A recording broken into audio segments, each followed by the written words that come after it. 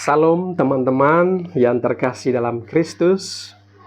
Hari ini kita akan membahas satu hal atau satu tema yang mungkin sering dipertanyakan oleh umat agama lain atau mungkin oleh umat Katolik sendiri.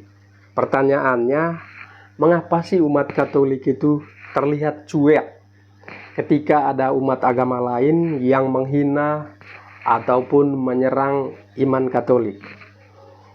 Apakah ini menunjukkan kelemahan umat Katolik atau justru kekuatan iman? Nah, teman-teman, untuk mengetahui jawabannya, mari kita simak video ini bersama-sama sampai selesai. Teman-teman, sebagai pengikut Kristus, tentu kita telah diajarkan untuk menghadapi setiap hinaan atau serangan harus membalasnya dengan cinta kasih, bukan justru dengan kebencian atau dengan balas dendam. Dalam Injil Matius bab 5 ayat 44, Yesus sendiri berkata, "Kasihilah musuhmu dan berdoalah bagi mereka yang menganiaya kamu." Wow. Saya ulangi teman-teman, karena ini ayat yang sangat luar biasa buat kita pengikut Kristus. Kasihilah musuhmu dan berdoalah bagi mereka yang menganiaya kamu. Teman-teman, tentu berat ya ayat ini kalau kita menggunakan kekuatan kita sendiri. Ayat ini adalah menjadi dasar mengapa kita umat Katolik seringkali memilih sikap tenang, cuek, dan tidak reaktif ketika menghadapi penghinaan dari umat agama lain. Nah, berikut ini teman-temanku beberapa alasan mengapa umat Katolik cuek dengan hinaan-hinaan agama lain. Yang pertama adalah teladan Kristus sendiri. Ketika Yesus disalib, ia dihina, diludah, dicaci maki, bahkan ia mati di atas kayu salib. Tetapi ia tidak membalasnya dengan amarah atau balas dendam. Justru sebaliknya ia berdoa, "Ya Bapa, ampunilah mereka, sebab mereka tidak tahu apa yang mereka perbuat." Wow, luar biasa ya contoh dan teladan dari Tuhan kita. Nah, sebagai murid Kristus teman-teman, kita juga diajak dan diajarkan agar mengikuti keteladanan dari Yesus Kristus, Sang Juru Selamat kita.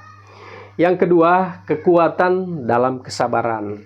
Dalam surat Petrus bab 3 ayat 9, kita diajarkan untuk tidak membalas kejahatan dengan kejahatan atau caci maki dengan caci maki, seperti hukum perjanjian lama. Tetapi teman-teman, sebagai pengikut Kristus, sebaliknya kita harus memberkati.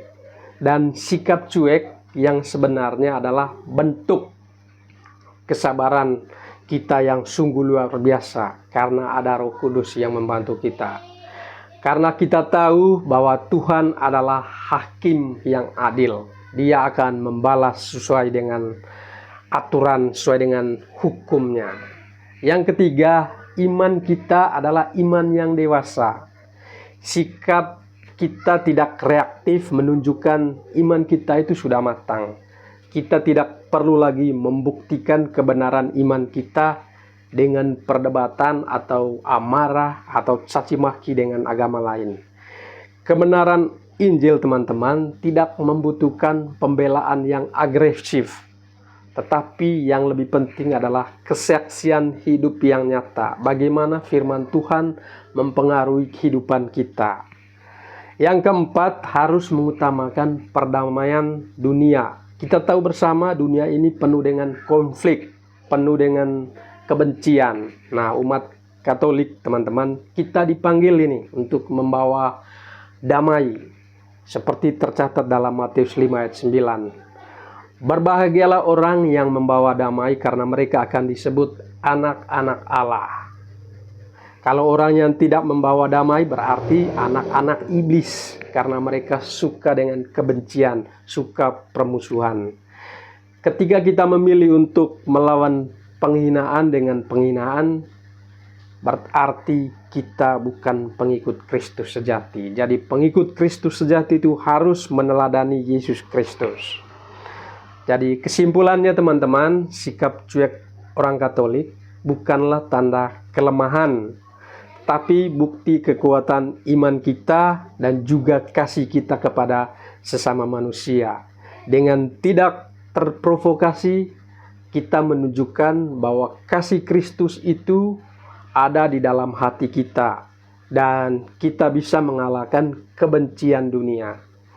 Kita percaya bahwa Tuhan melihat semuanya dan akan menegakkan keadilannya dan akan menghukum orang-orang yang berbuat kejahatan sesuai dengan waktu Tuhan. Teman-teman yang terkasih di dalam Kristus, mari kita terus meneladani Yesus Kristus, Tuhan dan Juru Selamat kita, dengan sabar, dengan rendah hati, dengan penuh kasih, penuh cinta, bahkan di tengah hinaan. Dan jangan lupa, kasih adalah senjata yang paling ampuh, yang paling kuat untuk dapat mengubah dunia ini.